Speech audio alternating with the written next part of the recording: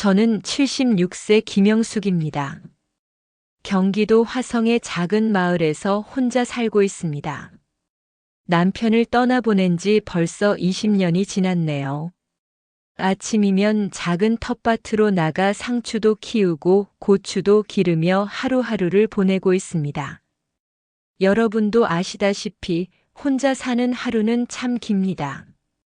특히 자식들이 모두 결혼해서 멀리 떨어져 사는 경우에는 더욱 그렇죠.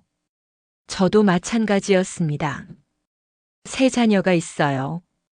큰아들 도현이는 K대학 교수, 작은아들 영철이는 영등포에서 자동차 정비소를 운영하고 딸 수진이는 부천에서 공부방을 하고 있어요.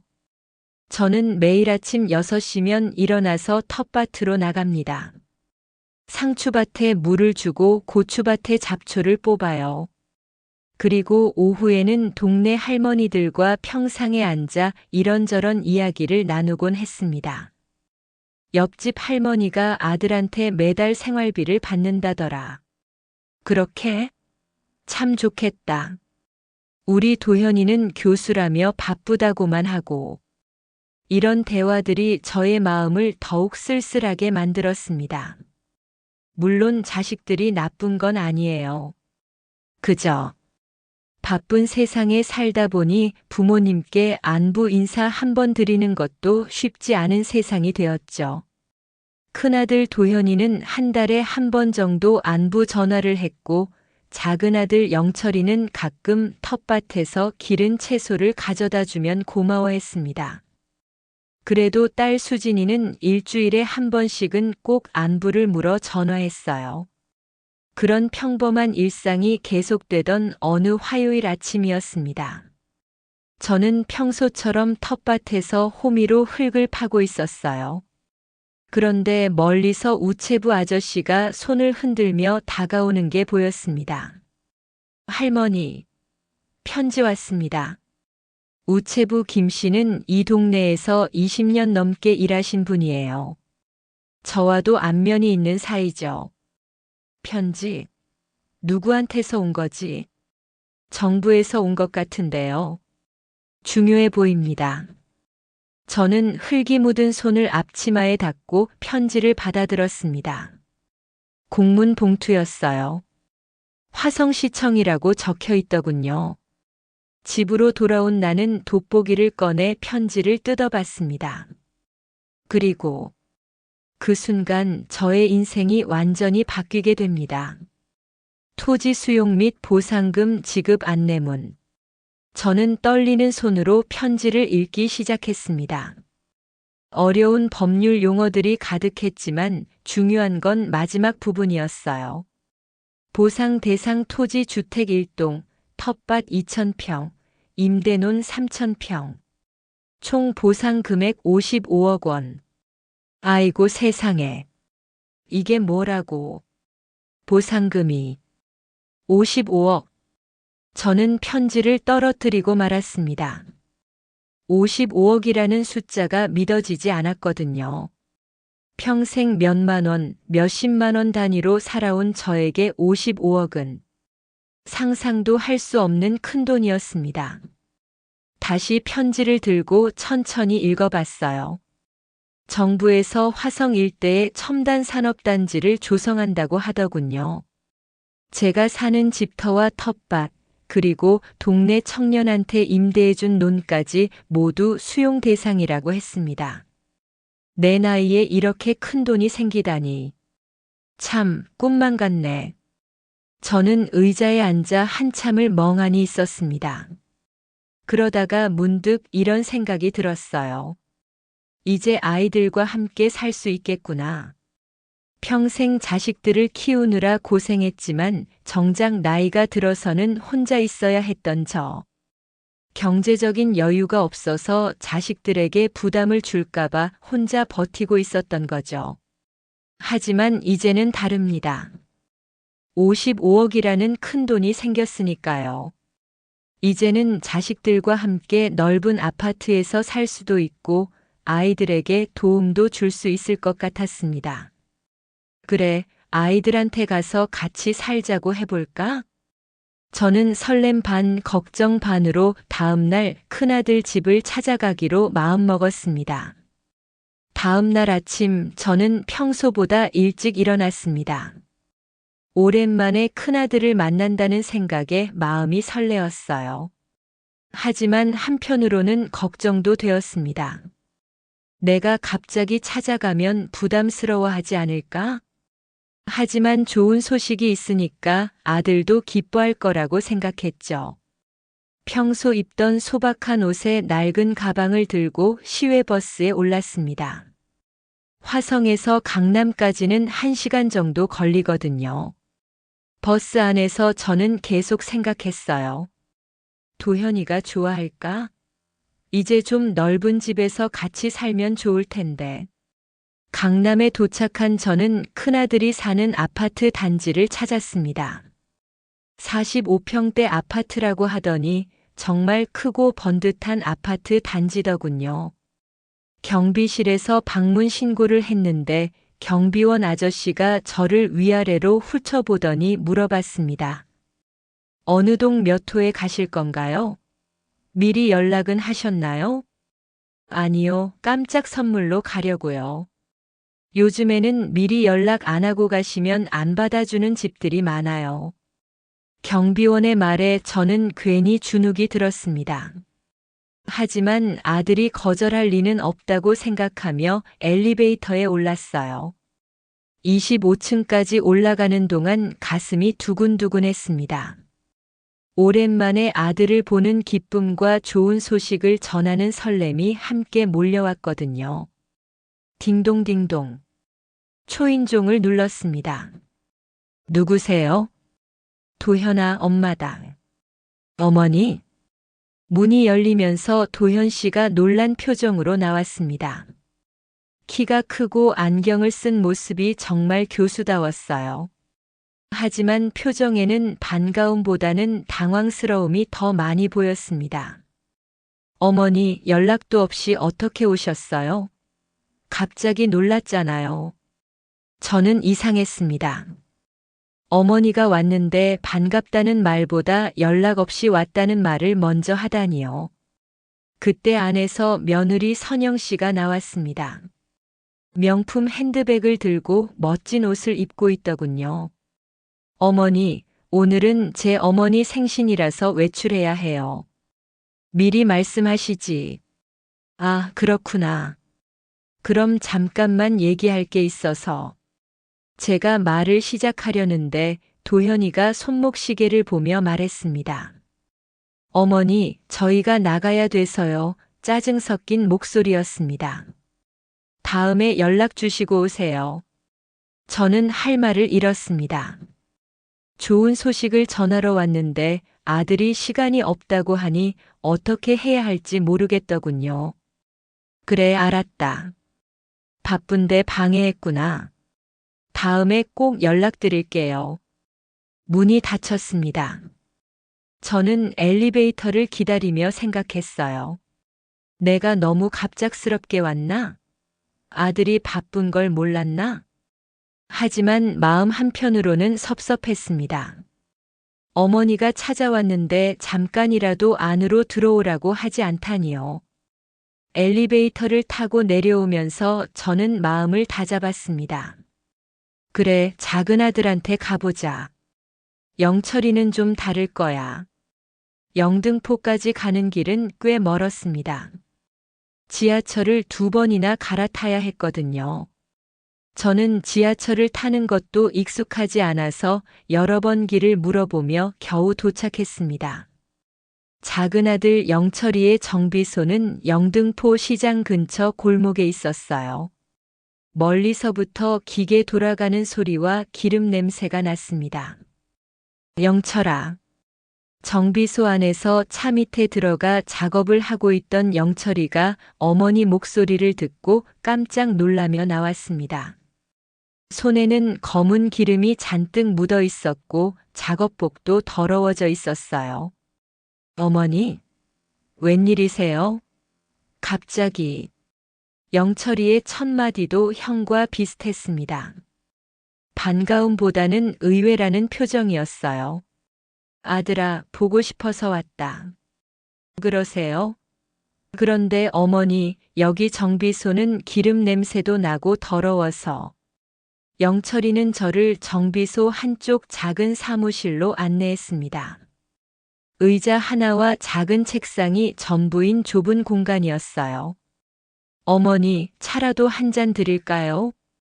그래, 고맙다. 인스턴트 커피를 타서 주는 아들의 손이 거칠어 보였습니다. 정비 일을 하느라 상처도 많이 났고요. 요즘 어떻게 지내니? 제가 물어보자 영철이의 얼굴이 어두워졌습니다.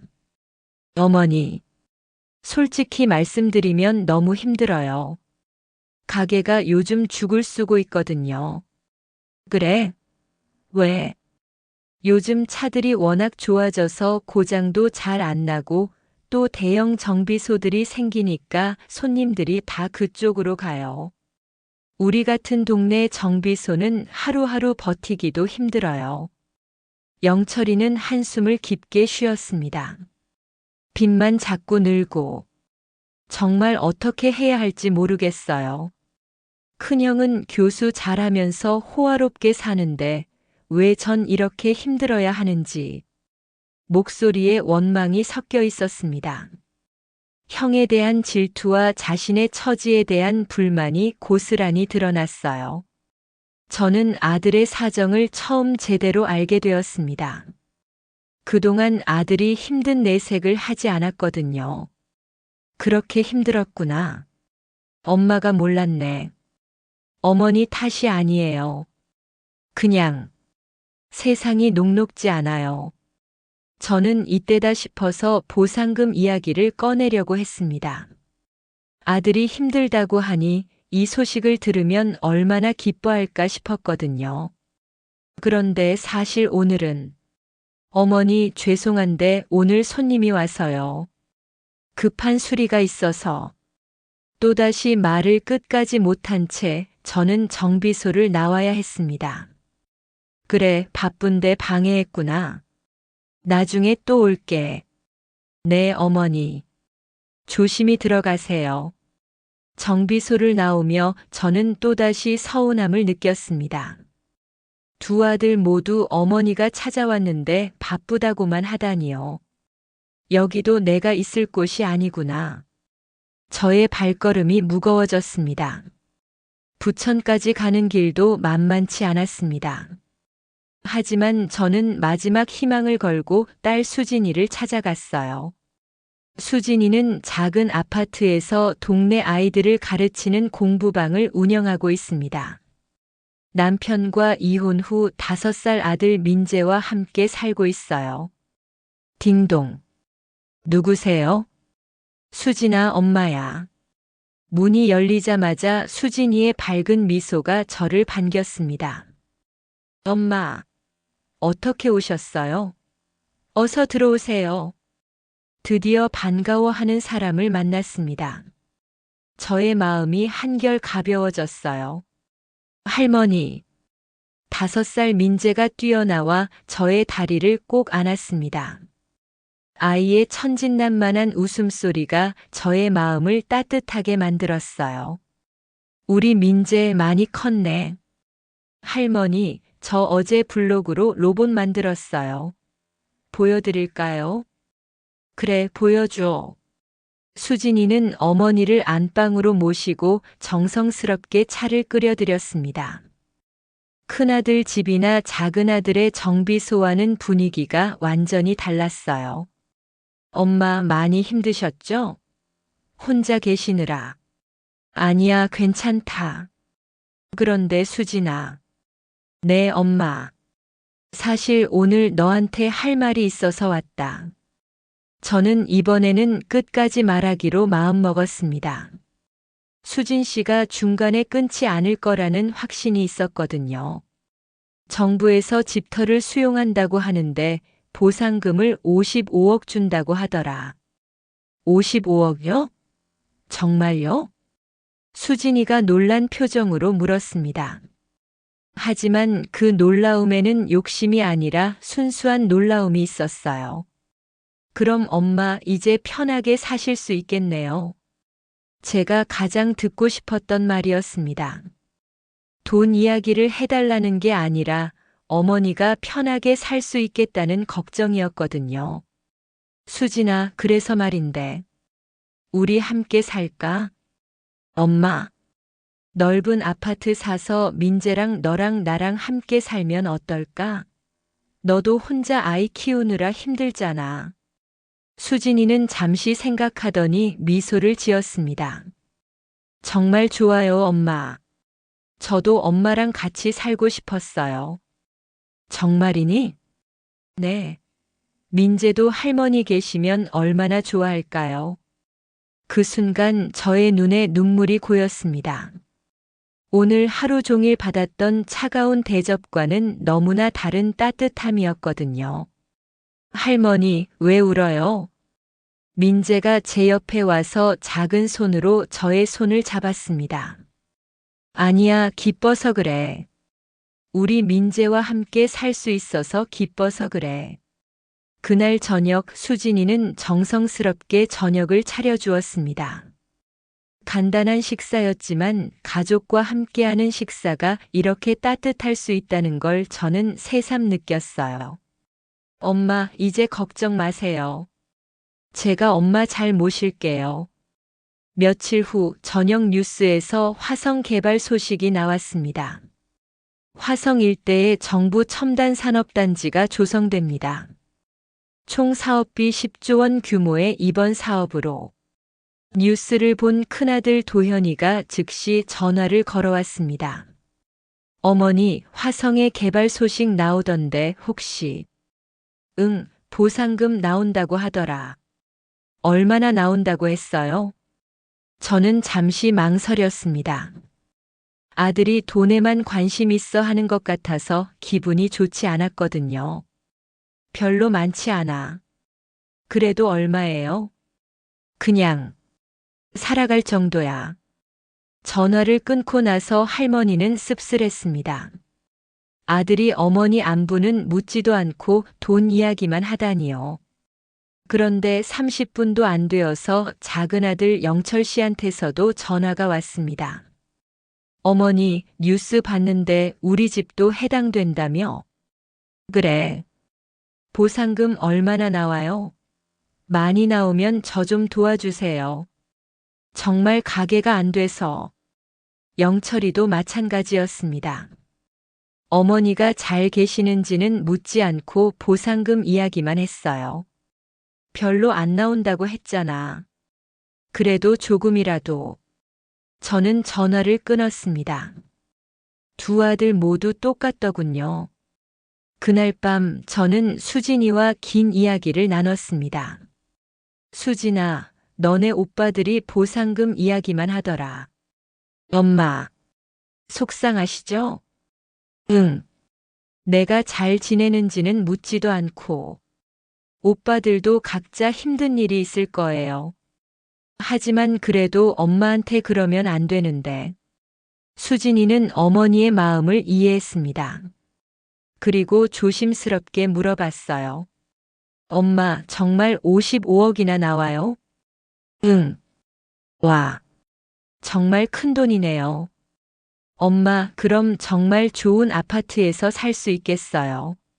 하지만 수진이의 관심사는 돈 자체가 아니라 어머니가 편하게 사실 수 있다는 점이었습니다. 엄마, 이제 외롭지 않으실 거예요. 저희가 함께 있으니까요. 그 말에 저는 안심이 되었습니다.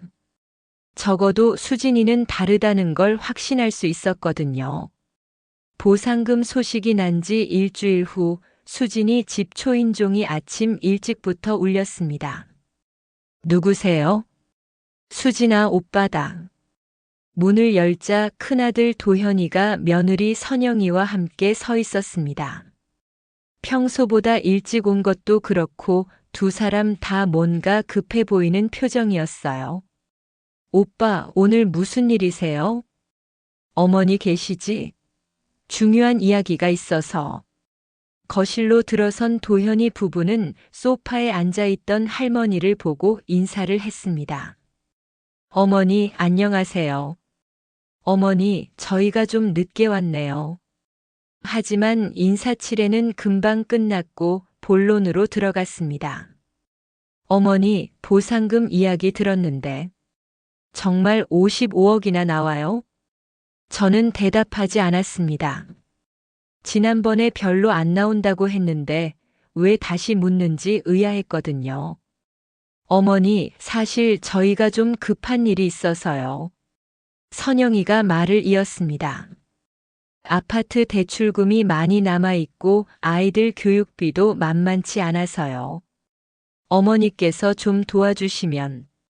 저는 아들 부부의 말을 들으며 마음이 복잡해졌습니다. 평소에는 연락도 잘 안 하던 사람들이 돈 이야기가 나오자마자 이렇게 빨리 찾아오다니요. 그래서 얼마나 필요한데? 한 10억 정도만. 아니, 5억만이라도. 그때 작은 아들 영철이도 도착했습니다. 아마 형한테서 연락을 받았나 봅니다. 어머니, 저도 왔습니다. 너도? 네, 형한테 전화 받고.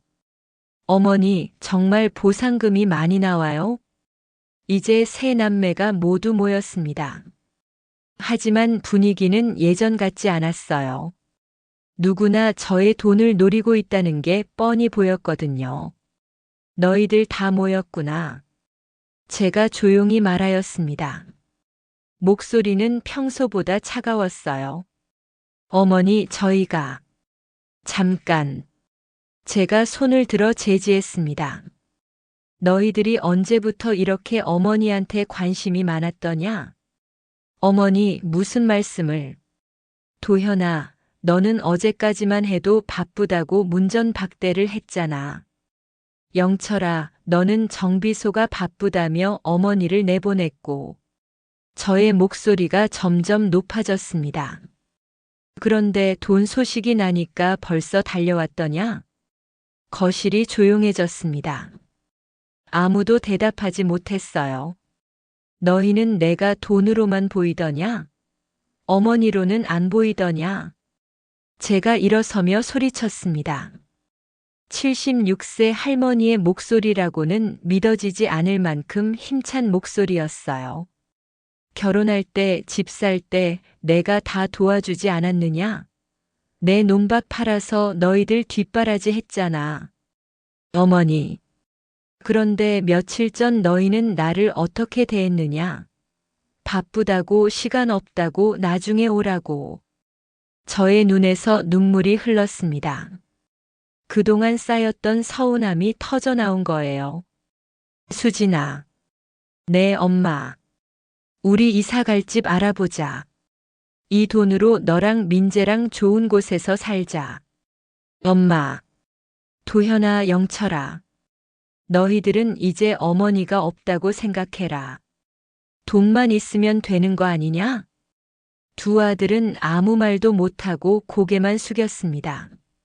한 달 후 저와 수진이 그리고 민재는 분당의 넓은 아파트로 이사를 했습니다. 30평이 넘는 아파트에 방도 3개나 되었어요. 저는 오랜만에 웃음을 되찾았습니다. 매일 아침 민재를 유치원에 데려다 주고 오후에는 수진이와 함께 마트도 가고 공원도 산책했어요. 할머니, 저희 집이 이렇게 커서 좋아요. 그래, 우리 민재가 뛰어놀 공간도 넓고 좋지? 네. 친구들도 놀러 오라고 할게요. 수진이도 어머니와 함께 살면서 마음이 많이 편해졌습니다. 아이 키우는 일도 어머니가 도와주시니까 훨씬 수월했거든요. 엄마 정말 행복해요. 이렇게 함께 살 수 있어서. 나도 그래. 혼자 있을 때는 하루가 이렇게 길었는데 지금은 시간이 어떻게 가는지도 모르겠다. 하지만 제 마음 한편에는 여전히 두 아들에 대한 아쉬움이 남아 있었습니다. 그런데 이상한 일이 생겼습니다. 화성 개발 소식이 뉴스에 본격적으로 나오기 시작한 거예요. 화성 신도시 개발로 인한 보상금이 일부 주민들에게는 수십억 원에 달할 것으로 알려져 뉴스를 본 큰아들과 작은아들이 또다시 연락을 해왔습니다. 어머니, 뉴스 보니까 보상금이 정말 많이 나오는 것 같던데. 응, 그렇더라. 어머니, 정말 얼마나 나와요? 저희도 알 권리가 있지 않나요? 이번에는 도현이의 목소리에 조바심이 섞여 있었습니다. 왜 알아야 하는데? 어머니도 나이가 있으시니까. 재산 관리 같은 것도 저희가 도와드려야죠. 영철이도 비슷한 전화를 했습니다. 어머니, 저 정말 가게가 망할 것 같아요. 조금만 도와주세요. 하지만 저의 대답은 한결같았습니다. 별로 안 나왔다고 했잖아. 결국 이틀 후 두 아들이 직접 수진이 집을 찾아왔습니다. 이번에는 미리 연락도 하고 정중하게 왔어요. 어머니, 안녕하세요. 아이고, 무슨 일로 왔니? 도현 씨와 영철 씨는 평소와 달리 조심스러운 태도였습니다. 하지만 할머니는 이미 그들의 속내를 다 알고 있었어요. 어머니, 사실 저희가 깊이 생각해 봤는데, 도현이가 말을 시작했습니다. 어머니 혼자 그런 큰 돈을 관리하시기 어려우실 것 같아서요. 저희가 도와드리려고. 무슨 도움? 재산 관리 같은 거요. 어머니께서 편하게 쓰실 수 있도록. 영철이도 거들었습니다. 맞아요, 어머니. 그리고 저도 정말 어려운 상황이라서 조금만 빌려주시면 나중에 꼭 갚을게요. 할머니는 두 아들을 번갈아 보며 말했습니다. 도현아. 네, 어머니. 너는 지난번에 나를 어떻게 대했더냐? 어머니, 그때는 바쁘다고 했잖아. 어머니가 연락도 없이 왔다고 했고, 도현이는 할 말이 없었습니다. 영철아. 네, 어머니. 너도 마찬가지야. 정비소가 바쁘다며 어머니를 내보냈잖아. 어머니, 정말 죄송해요. 그때는 어머니가 돈이 없어서 그랬고, 지금은 돈이 있어서 찾아온 거 아니냐? 거실이 다시 조용해졌습니다. 할머니의 말이 너무나 정확했거든요. 앉아라, 둘 다. 할머니가 두 아들을 소파에 앉혔습니다. 그리고 찬찬히 말씀하기 시작했어요. 너희들이 어릴 때를 생각해봐라. 아버지는 일찍 돌아가시고 내가 혼자 너희들을 키웠잖아. 어머니. 도현이, 너는 대학 갈 때 등록금이 없어서 내가 논을 팔았지. 기억하냐? 기억해요. 영철이, 너는 장가 갈 때 전세금이 없어서 내가 밭을 팔았고. 죄송해요, 어머니.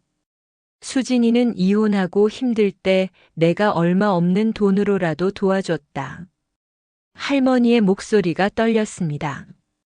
그때는 너희들이 내 전부였어. 내가 굶어도 너희들만 잘 되면 된다고 생각했지. 어머니. 그런데 이제 내가 늙고 돈이 생기니까 너희들은 그 돈만 보이더냐?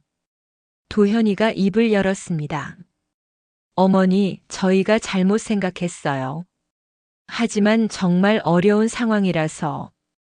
어려우면 어머니한테 와서 하소연이나 하고 돈이 생겼다는 소식 들으면 보상금 타령이냐? 할머니가 일어섰습니다. 나는 이미 결정했다. 수진이랑 민재랑 함께 살 거야. 너희들한테는 한 푼도 안 줄 거고. 어머니. 왜? 억울하냐? 그럼 평소에 어머니한테 잘하지 그랬어. 영철이가 무릎을 꿇었습니다. 어머니, 정말 죄송해요. 제가 잘못했어요. 어머니, 저희가 정말 잘못 생각했습니다. 용서해 주세요. 도현이도 고개를 숙였습니다. 하지만 할머니는 단호했습니다. 용서는 하겠다. 하지만 돈은 안 줘. 너희들이 진짜 어머니를 생각하는 마음으로 다시 오기 전까지는. 그 후 한 달 동안 할머니는 수진 씨와 민재와 함께 정말 행복한 시간을 보냈습니다. 아침이면 민재를 유치원에 데려다 주고 오후에는 수진이와 함께 요리도 하고 저녁에는 세 명이 함께 TV도 보고 이야기도 나눴어요. 할머니, 오늘 유치원에서 친구가 할머니가 부러웠다고 했어요. 왜? 맨날 같이 놀아주시니까요. 할머니는 민재와 함께 있을 때가 가장 행복했습니다. 순수한 아이의 웃음소리가 집안을 밝게 만들었거든요. 수진이도 어머니와 함께 살면서 마음이 많이 편해졌습니다. 엄마, 제가 혼자 아이 키울 때는 정말 막막했는데 엄마가 계시니까 든든해요. 수진아, 고맙다. 너 때문에 내가 이렇게 행복하게 살 수 있어. 하지만 할머니는 여전히 두 아들이 걱정되었습니다. 화가 나긴 했지만 그래도 내 자식들인데 어떻게 마음을 완전히 끊을 수 있겠어요. 그런데 신기한 일이 일어났습니다. 한 달 후 어느 일요일 오후 큰아들 도현이가 혼자 찾아왔습니다. 이번에는 미리 연락도 하고 손에는 제가 좋아하는 과일도 들고 왔어요. 어머니, 안녕하세요. 도현아, 무슨 일이야? 어머니 안부가 궁금해서요. 저는 의외라는 표정을 지었습니다. 돈 이야기가 아니라 안부를 묻다니요. 요즘 잘 지내세요? 응, 수진이가 잘 돌봐줘서 편해. 도현이는 한참 동안 말을 못하더니 조심스럽게 입을 열었습니다. 어머니, 제가 한 달 동안 많이 생각해 봤어요. 뭘? 제가 정말 잘못했어요. 어머니가 찾아오셨는데 바쁘다고만 하고, 돈 소식 듣고 나서야 관심 보이고, 도현이의 목소리가 떨렸습니다. 어머니께서 저를 어떻게 키우셨는지 생각해 보니까 정말 죄송해요. 도현아, 대학 등록금 마련하려고 남의 집 농사일도 하시고, 그때 어머니 손이 얼마나 거칠어졌는지 할머니도 그때가 생각났습니다. 아들 학비 마련하려고 정말 닥치는 대로 일했던 때요. 교수가 되고 나서 바빠진다는 핑계로 어머니께 소홀했어요. 정말 죄송해요. 이번에는 정말 진심이 느껴졌습니다. 돈 때문이 아니라 진짜 어머니에 대한 마음에서 나온 사과였어요. 일주일 후에는 영철이도 찾아왔습니다. 어머니, 저도 반성 많이 했어요. 영철아, 제가 가게 일이 힘들다고 어머니한테 하소연만 했지, 어머니가 혼자 계시면서 얼마나 외로우셨을지는 생각 못했어요. 영철이도 진심으로 사과했습니다. 어머니, 돈은 상관없어요. 그냥 어머니께서 건강하시고 행복하시면 그걸로 충분해요. 저는 두 아들의 변화를 보며 마음이 누그러졌습니다. 사람은 변할 수 있다는 걸 느꼈거든요. 그래, 너희들이 진짜 깨달았구나. 네, 어머니. 도현아, 영철아. 네. 돈은 있다가도 없는 거야. 하지만 가족은 한 번 잃으면 다시 못 찾는 거란다. 제가 두 아들의 손을 잡았습니다. 이제라도 깨달았으니 됐어. 우리 다시 가족답게 지내자. 그날 저녁 온 가족이 한자리에 모였습니다. 할머니, 도현이 부부, 영철이, 수진이, 그리고 민재까지. 수진이가 정성스럽게 준비한 저녁상에 모두가 둘러앉았어요. 어머니, 정말 죄송했습니다. 어머니, 제가 너무 물질적으로만 생각했어요. 앞으로는 정말 잘하겠습니다. 괜찮다, 괜찮아. 이제 다들 철이 들었으니까. 민재가 할머니 옆에 앉아서 말했습니다. 할머니, 우리 가족이 다 모여서 좋아요.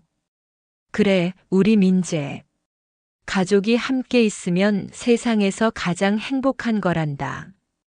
그날 밤 가족들은 오랜만에 진짜 가족의 모습으로 돌아갔습니다.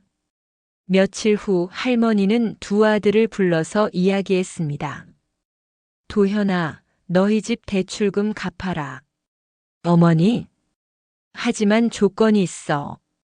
앞으로는 한 달에 한 번씩 어머니 안부 확인하러 와야 해. 네, 당연히 그럴게요. 영철아, 너 가게도 도와줄게. 하지만 너도 마찬가지야. 어머니를 돈으로만 보면 안 돼. 어머니, 감사해요. 정말 감사해요. 그런데 가장 중요한 건 이거야. 할머니가 수진이의 손을 잡았습니다. 수진이가 나를 가장 잘 돌봐줬으니까 가장 많이 주겠다. 엄마, 저는 돈이 중요한 게 아니에요. 아니야. 너는 받을 자격이 있어. 어머니를 정말 사랑으로 돌봐줬으니까. 그때 민재가 뛰어와서 말했습니다. 돈이 뭐예요? 민재야, 돈은 필요한 거지만 가장 중요한 건 아니란다. 그럼 뭐가 가장 중요해요? 사랑이지. 서로 사랑하는 마음이 가장 중요해.